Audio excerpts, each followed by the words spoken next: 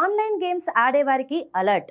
దేశంలో వేగంగా విస్తరిస్తున్న ఆన్లైన్ గేమింగ్ రంగాన్ని క్రమబద్ధీకరించేందుకు కేంద్ర ప్రభుత్వం కీలక నిర్ణయం తీసుకుంది. మే 1, 2026 నుంచి కొత్త గేమింగ్ నిబంధనలు అమల్లోకి రాబోతున్నాయి. ముఖ్యంగా ఈ స్పోర్ట్స్ డబ్బుతో కూడిన గేమింగ్ ప్లాట్ఫామ్లపై నిఘా ఉంచేందుకు ప్రభుత్వం online gaming authority of India అనే కొత్త రెగ్యులేటరీ సంస్థను ఏర్పాటు చేస్తోంది. అయితే వినోదం కోసం ఆడే సాధారణ సోషల్ గేమ్లకు ఎలాంటి రిజిస్ట్రేషన్ అవసరం లేదని కేంద్రం ఊరటనిచ్చింది. కొత్త రూల్స్ ప్రకారం ఏదైనా గేమ్ డబ్బుతో కూడినదా కాదా అని నిర్ణయించేందుకు 90 రోజుల్లోగా పరీక్ష పూర్తి చేయాల్సి ఉంటుంది. ఒకవేళ నిబంధనలు ఉల్లంఘిస్తే సస్పెన్షన్ లేదా లైసెన్స్ రద్దు వంటి కఠిన చర్యలు ఉంటాయి.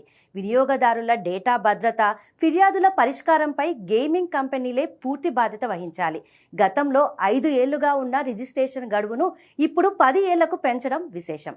పారదర్శకత పెంచడం, గేమింగ్ అడిక్షన్స్ను అరికట్టడమే ఈ కొత్త చట్టం ప్రధాన లక్ష్యం. మరి ఈ కొత్త రూల్స్ గేమింగ్ ఇండస్ట్రీని ఏ మేరకు మారుస్తాయో చూడాలి.